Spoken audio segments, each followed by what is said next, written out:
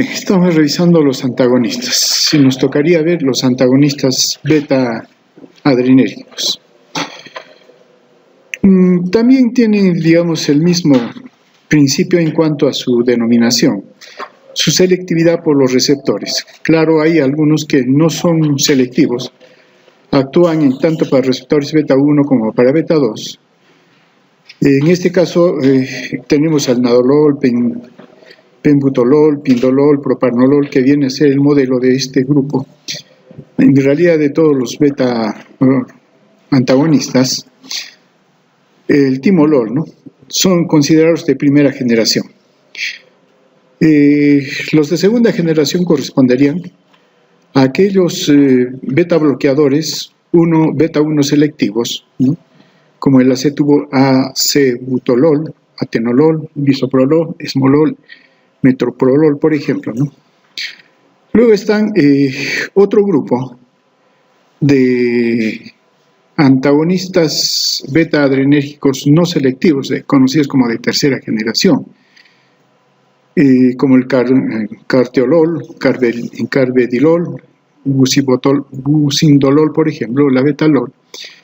Y están también selectivos beta 1, antagonistas, también considerados como tercera generación, betaxolol, celiprolol, nebivolol. ¿Por qué se les considera a ambos como de tercera generación?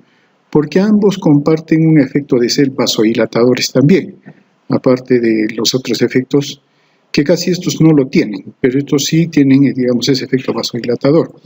De ahí que son clasificados como de tercera generación, teniendo en cuenta también el tiempo en que han aparecido. Ahora bien, su mecanismo de acción, claro, tienen afinidad pero no eficacia por los receptores adrenérgicos, beta-adrenérgicos, ¿no? Y su especificidad afinidad, si bien es cierto lo tienen, pero no pueden activar a la adenilciclasa, que viene a ser finalmente la vía de transducción, ¿no?, celular. Ahora, la inhibición que ellos realizan es una inhibición competitiva. ¿Esto qué significa? Compiten sí por el receptor, pero va a depender de la concentración, y por lo tanto, si es que se aumenta la concentración de un agonista, el agonista puede desplazar al antagonista, ¿no? Es una manera, digamos, es decirlo, pero también sirve para efectos de que sí se puede utilizar agonistas para contrarrestar el efecto de los beta antagónicos, ¿no? Algunos de estos beta bloqueadores, como el pindolol, se comportan también como agonistas parciales, sobre todo cuando no hay catecolaminas, o en todo caso tienen una actividad simpático-mimética intrínseca que solo se manifiesta así cuando no hay catecolaminas o al inicio de su efecto. Pero el efecto neto es bloqueador, y esto, digamos, hay que tomarlo en cuenta para algunos casos, ¿no?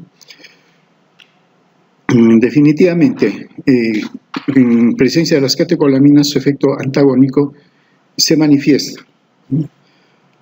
Ahora bien, también se caracterizan estos fármacos, o algunos de ellos, por su efecto vasodilatador, que no depende del hecho de que tengan el efecto, o no tengan efecto sobre alfa 1 o alfa 2, ¿no?, sino también tiene que ver con su actividad sobre los receptores beta, y acaso porque predomina el efecto beta 2, que es vasodilatador, ¿no? Entonces, en algunos sí explica eso, ¿no?, el hecho de que beta 1 sea, por ejemplo, inhibido, pero no se haga nada con respecto a beta 2. En algunos sí se explica ese efecto que tienen, entonces un efecto vasodilatador. Y también se ha visto de que sí inducen la liberación de óxido nítrico, algunos también, que también explicaría un poco en algunos casos el efecto vasodilatador, pero no en todos. En todo caso, ese efecto vasodilatador que algunos de ellos tienen no está muy explicado, pero ese efecto vasodilatador existe, como digo, para algunos de estos antagonistas. Algunos otros pueden atravesar la barrera hematoencefálica porque son bastante liposolubles, entonces lo que se va a tener son efectos a nivel del sistema nervioso central, ¿no? Ahora, hay otro de estos fármacos que también tienen efecto bloqueador alfa 1, que también podría explicar el efecto vasodilatador, pero que tampoco es común para todos, ¿no? Entonces, en buena cuenta, sí, tienen ciertas particularidades algunos de estos fármacos y que hay que tomarlos en cuenta, sobre todo cuando se elige el fármaco en particular, ¿no? Su principal efecto de este grupo es sus efectos a nivel cardiovascular. Claro, enlentece la frecuencia cardíaca, disminuye la fuerza de contracción. Esto hace que básicamente haya una disminución en el trabajo cardíaco, con lo que lleva a una disminución del consumo de oxígeno del miocardio, ¿no? Y esto trae beneficios para ciertos casos de isquemia como la angina de pecho, claro, ¿no? Y de ahí que también se explique por qué se pueden utilizar estos fármacos para estos casos, ¿no? También tiene un efecto antiarrítmico, porque tanto inhibe la actividad del nodo sinusal como también tiene un efecto vagonotrópico sobre la conducción y también inclusive inhibe la activación de focos ectópicos. Entonces sí tiene un efecto antiarrítmico. Claro, disminuye la presión arterial en los hipertensos, esto sí es claro, ¿no? Más adelante lo comentaremos nuevamente. Ahora, sobre el aparato respiratorio, claro, uno rápidamente deduce, si bloquea los receptores beta va a bloquear beta 2 y tenemos entonces broncoconstricción.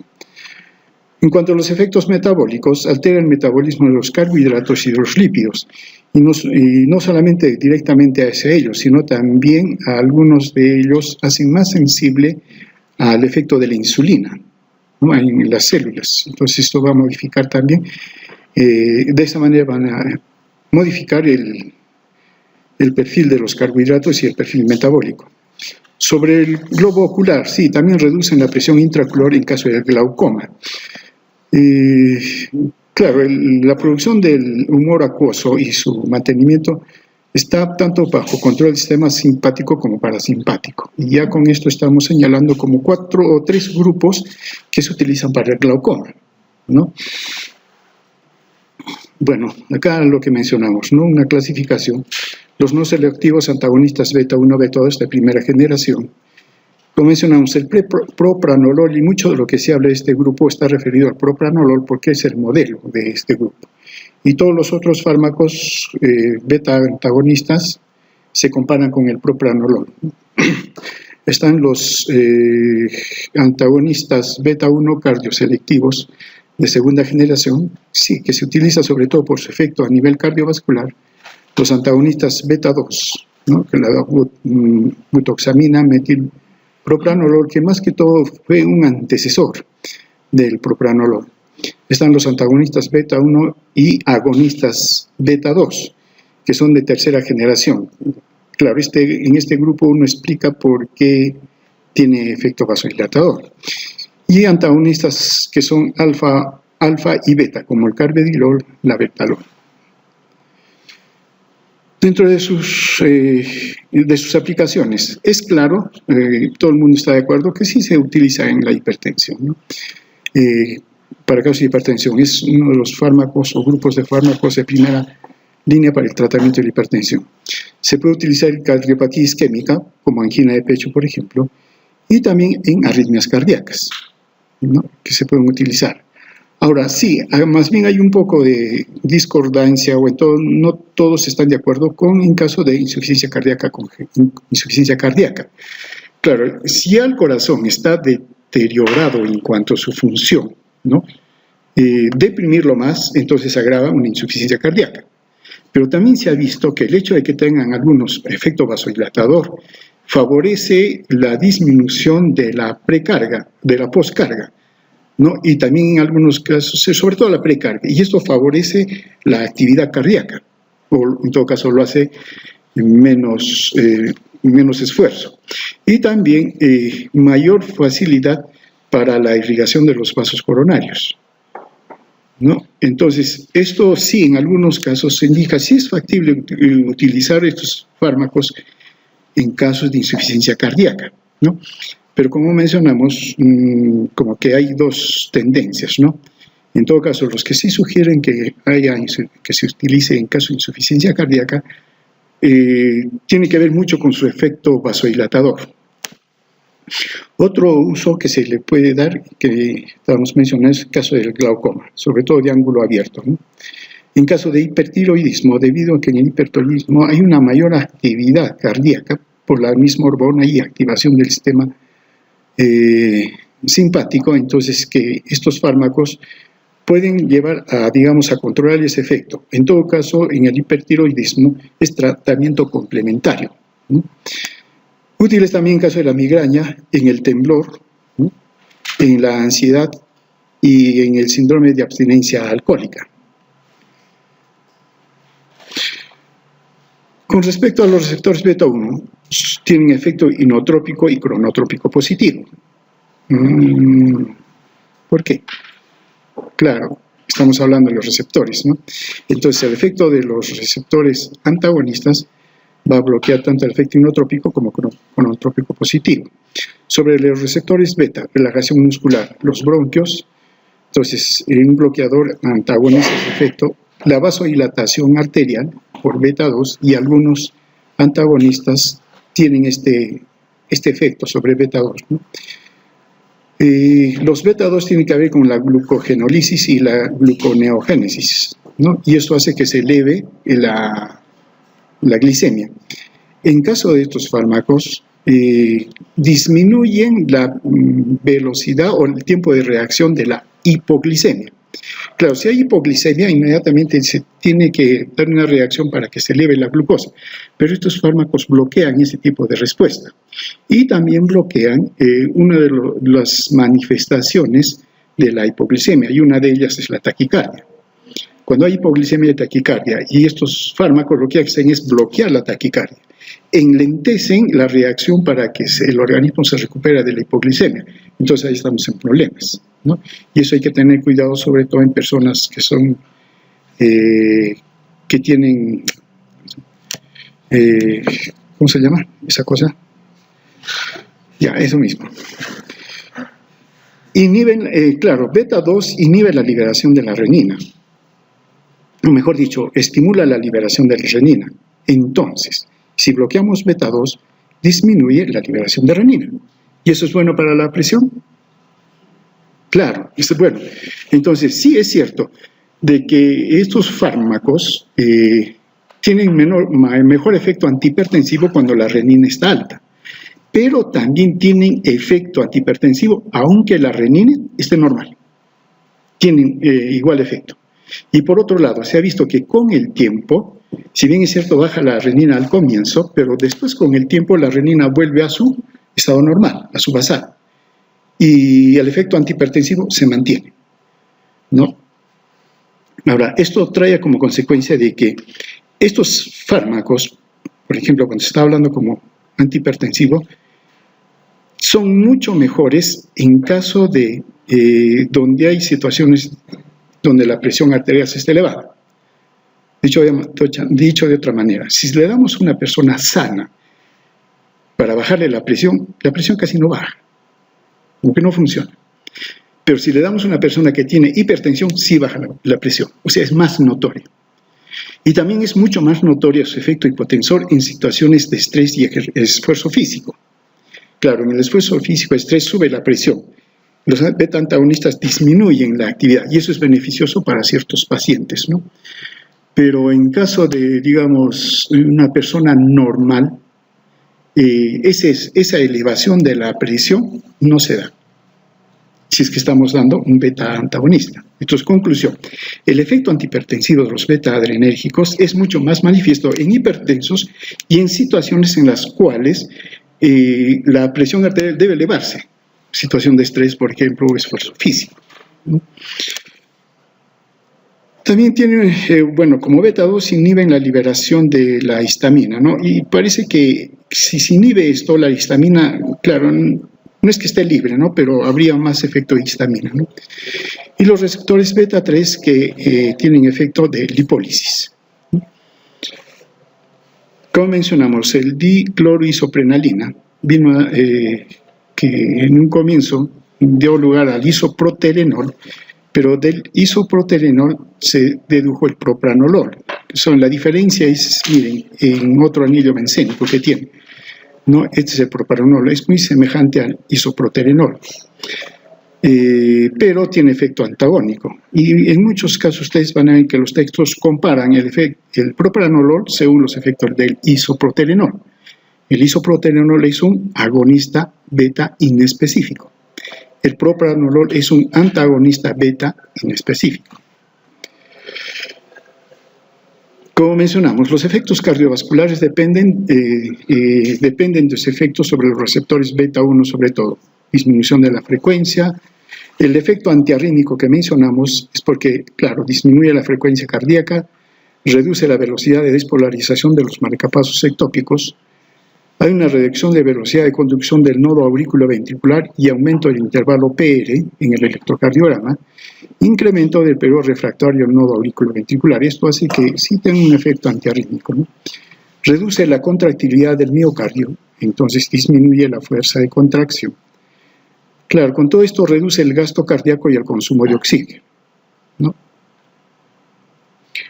Ahora bien, a esto le puede responder un incremento de la resistencia periférica por aumento del tono alfa vasoconstrictor.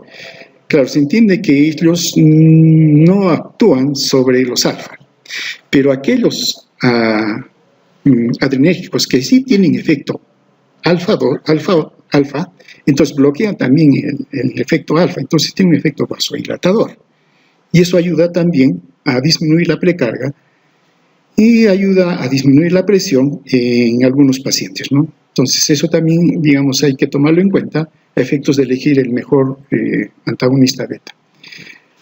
El efecto hipotensor, claro, se debe sobre todo por beta 1, ¿no? Pero el beta 2 por ahí también interviene, digamos.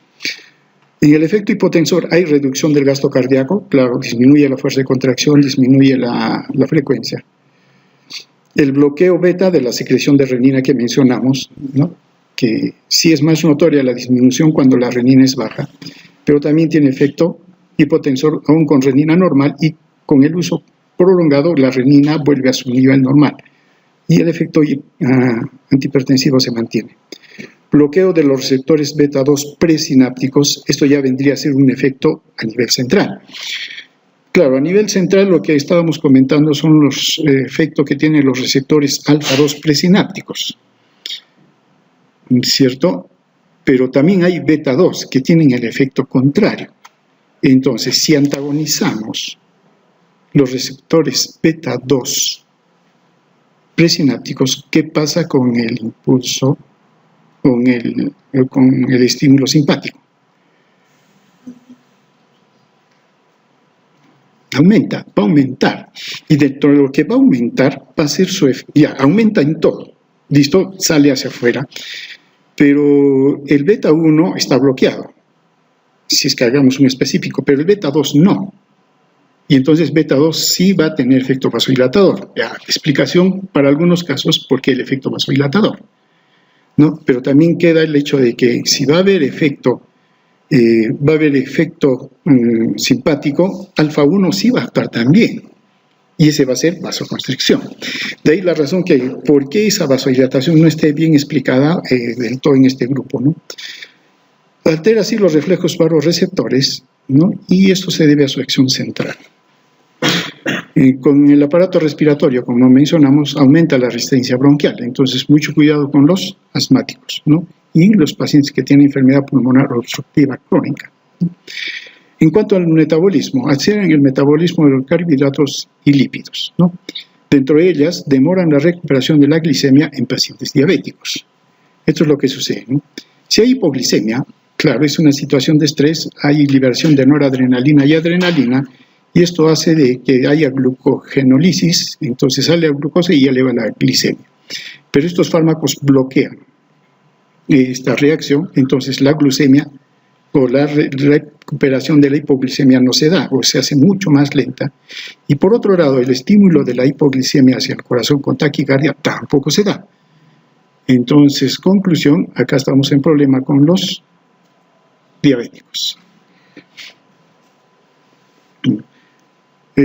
Por otro lado, también reducen la actividad de la lipasa y la liberación de ácidos grasos libres.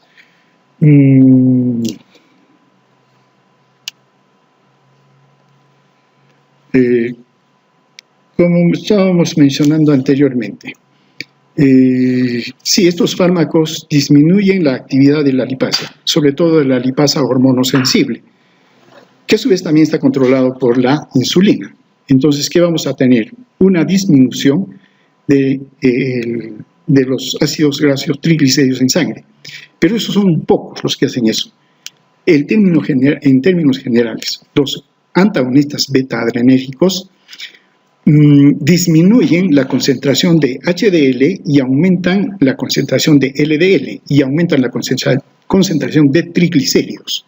Eso es efecto base en general que se describe para estos fármacos, con excepciones, ¿no? Que también habría que tomarlos en cuenta. En cuanto al riñón, como mencionamos, reduce el flujo plasmático renal y la velocidad de filtración glomerular, ¿no? Claro, porque hay disminución de la presión y todo lo demás, ¿no? Ahora, otros efectos: reducción de la presión intraocular por el efecto beta-2, incremento del tono uterino por bloqueo del receptor beta-2, acción antitremogénica a nivel muscular por el efecto beta-2 también. Sí, algunos tienen acción anestésica local, pero este efecto solamente se ve a altas dosis, ¿no? Mejora el número e intensidad de ataques de la migraña, y también por de ahí que son utilizados para este propósito.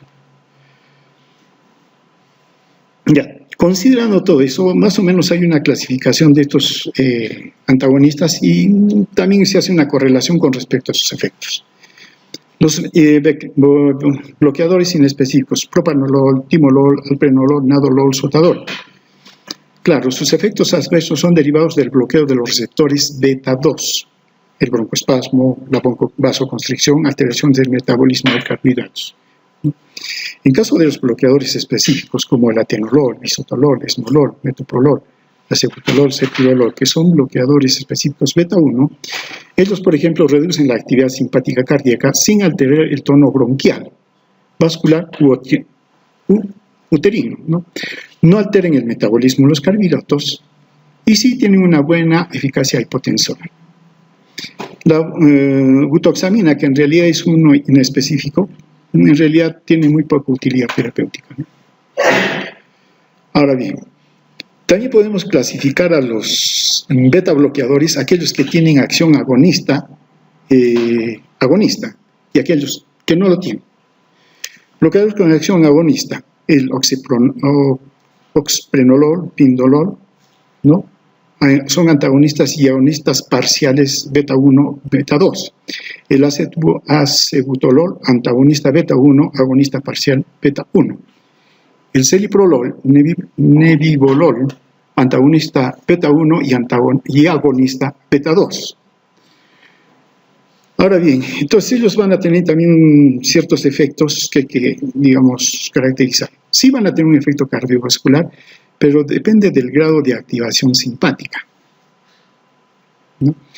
Son útiles en pacientes con insuficiencia cardíaca y bradicardia y asma. Claro, si tenemos por ejemplo, ¿cuál de ellos? Antagonista beta-1 y agonista beta-2. Claro, él sí nos sirve en caso de un asmático, ¿no?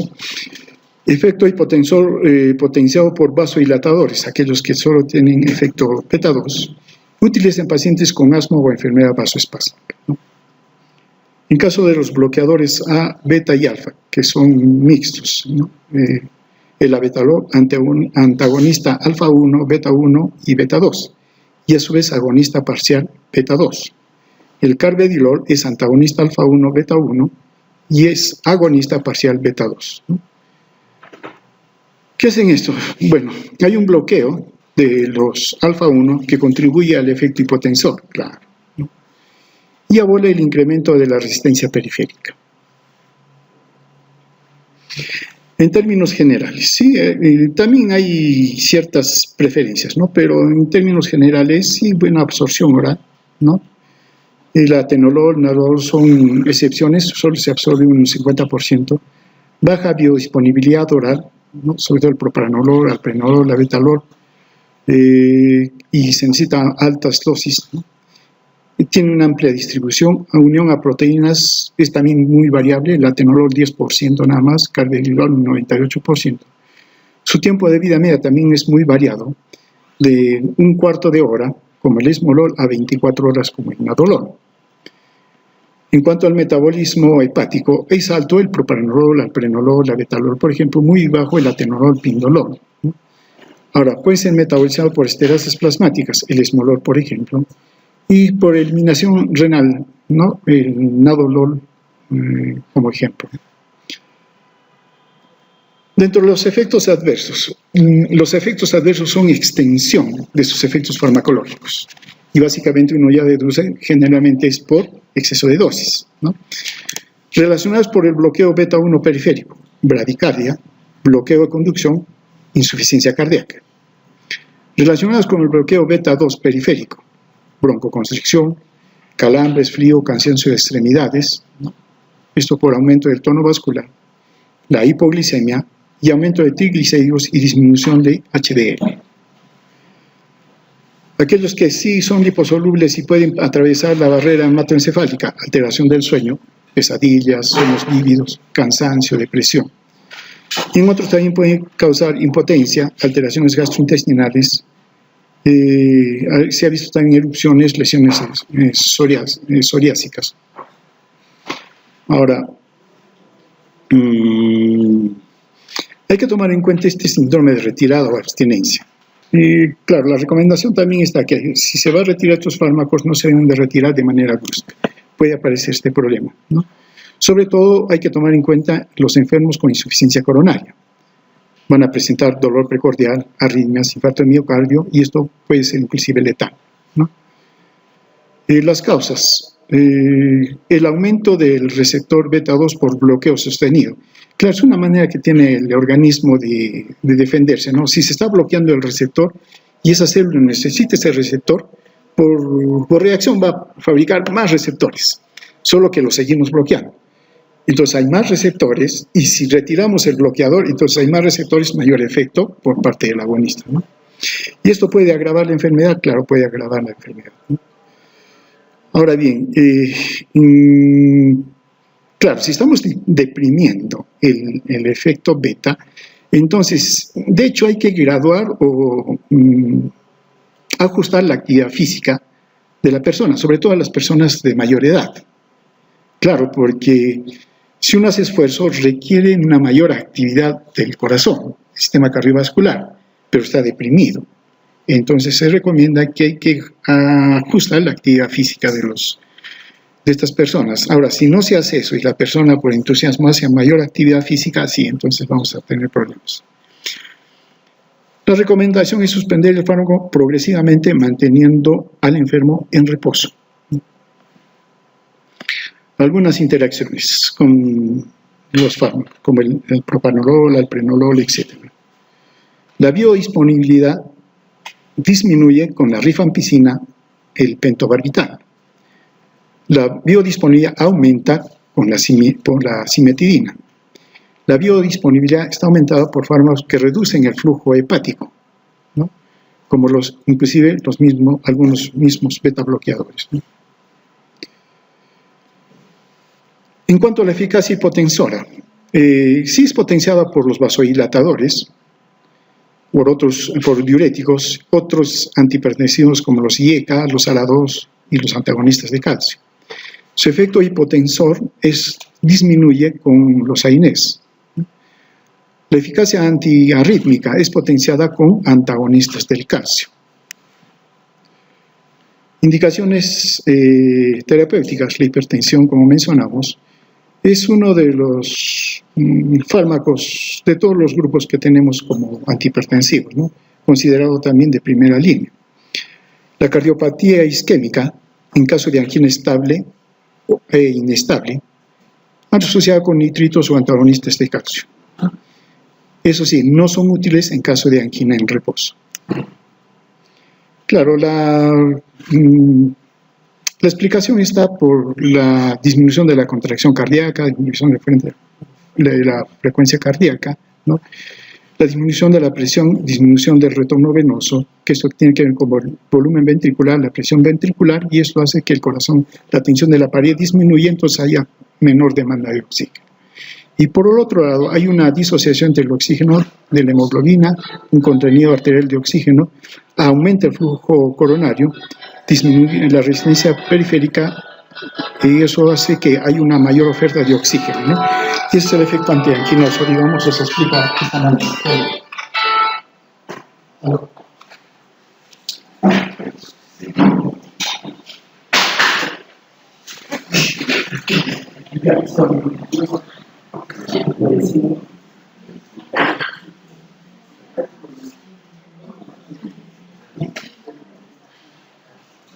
Todos los documentos. Ya. ¿A qué hora es la reunión? Ya, no hay 20. Ya, listo, señor. Ya, listo, ya. Ya. Ya. Listo. Ya, listo, ya. Listo.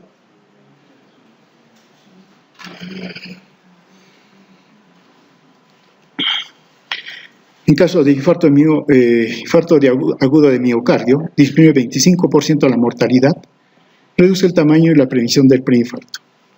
En caso de arritmias, para arritmias supraventriculares y ventriculares, sobre todo el sotalol y el propranolol, ¿no? Sobre todo aquellos que están provocados por aumento de catecolaminas circulantes, por ejemplo, el feucromistoma, fase inicial del infarto, ansiedad de ejercicio. En caso de insuficiencia cardíaca congestiva, como mencionamos, sí se puede utilizar los más indicados, el carvedilol, metoprolol, el bisoprolol, ¿no? Está también el glaucoma, el timolol, por ejemplo, en hipertiroidismo, profilaxis de la migraña, temblor, ansiedad y síndrome de abstinencia, ¿no? Y solo para terminar, ¿no? Claro, no todos los fármacos son iguales, ni tampoco se pueden utilizar de manera indistinta para tratamiento, ¿no? Y entonces, con eso hay que tener en cuenta algunas cosas, ¿no?